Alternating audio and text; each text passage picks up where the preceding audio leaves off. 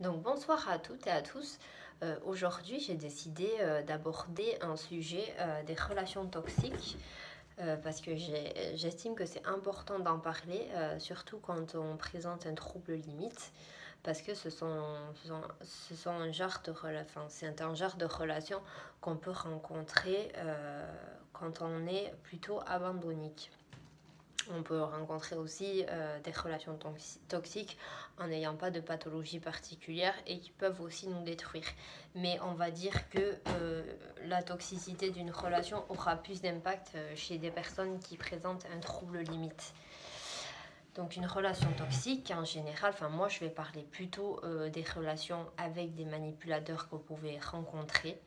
Donc dans le meilleur des cas, vous pouvez rencontrer des manipulateurs qui vont vous manipuler afin de vous rassurer. Tout comme chez le borderline, il peut exister de la manipulation en effectuant une pression sur l'autre pour ne pas être abandonné. Mais là, je vais vous parler plutôt des manipulateurs qui font du mal vraiment pour vous détruire. Donc, comment on reconnaît ce genre de relation? Donc déjà, on reconnaît ce genre de relation à ses débuts un peu trop parfaits.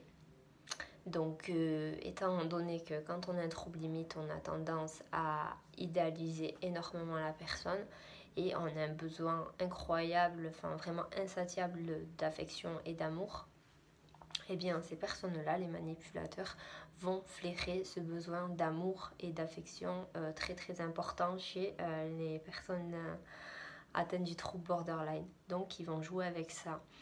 Donc au début, ce sont des personnes qui vont vous apporter tout l'amour et toute l'affection dont vous avez besoin, même limite un petit peu trop. C'est vraiment l'oreille attentive, c'est le confident ou la confidente. C'est vraiment quelqu'un qui va donner l'impression de réparer toutes vos blessures avec une baguette magique.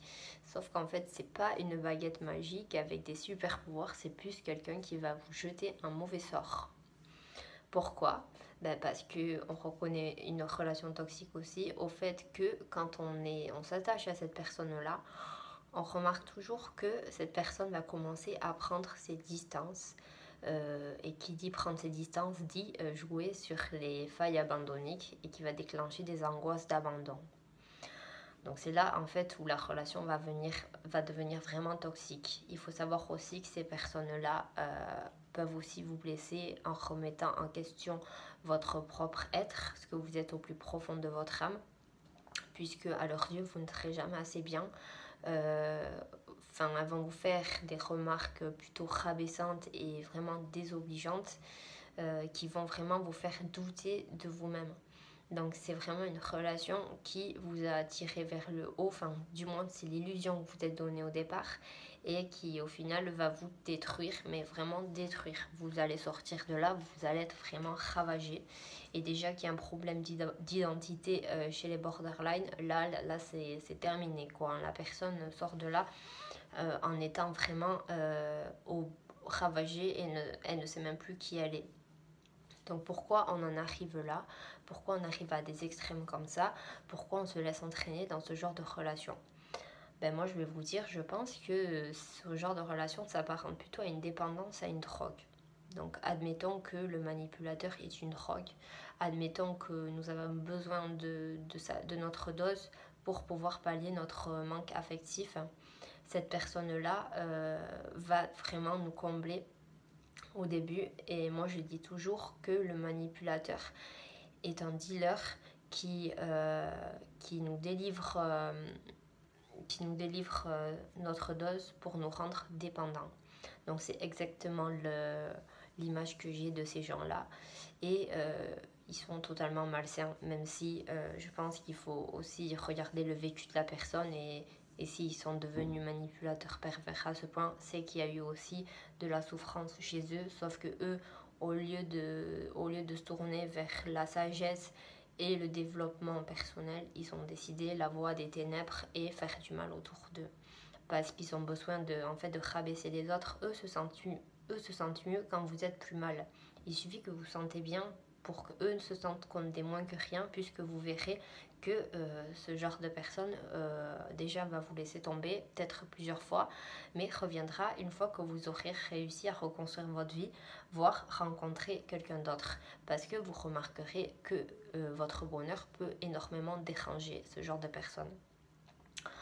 Ils ne veulent pas notre bonheur, ils veulent juste qu'on soit à leurs pieds et qu'on les entende gentiment et qu'on soit à l'image qu'ils veulent avoir de nous. Ce sont des personnes qui veulent nous définir, qui nous infantilisent parce qu'ils vont profiter peut-être de notre jeunesse ou du fait qu'on soit fragile psychologiquement pour nous parler comme si on était des enfants. Et vous pouvez reconnaître aussi la toxicité d'une relation quand vous avez votre partenaire qui vous parle comme si vous étiez un enfant. C'est que de suite, il se positionne au-dessus de vous et il y a un rapport de force dans la relation qui est totalement déséquilibré parce que vous allez chercher à ce qu'il soit fier de vous. Vous allez, en fait, le problème, c'est que vous allez rechercher la phase de séduction du début où la personne vous a tout apporté. Et en fait, c'est ça le problème, ça ne reviendra jamais. Et quand bien même ils voient que vous éloignez ou elles voient que vous éloignez, ils vont vous jeter des miettes d'attention pour vous ramener à eux.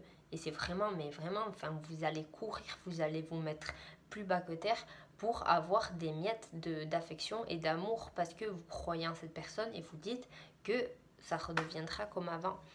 Et c'est vraiment là le problème des relations toxiques. Donc moi, ce que je vous conseille, c'est vraiment de couper tous les ponts. Même si c'est extrêmement difficile, même si on renonce vraiment à une partie de nous-mêmes, que c'est un déchirement, c'est des relations qui ne mènent à rien, juste à de la souffrance. Et il faut vraiment couper le cordon, résister à la tentation de contacter cette personne, voire même de répondre à ses messages, parce que ce sont des personnes qui vont vraiment détruire votre bonheur si vous réussissez à vous reconstruire. Donc je pense qu'il faut éviter ce genre de relation, qu'on soit borderline ou pas, parce que c'est vraiment une grande souffrance et on peut sortir de là vraiment, vraiment ravagé. Donc voilà, j'espère vous avoir un petit peu éclairé sur le sujet.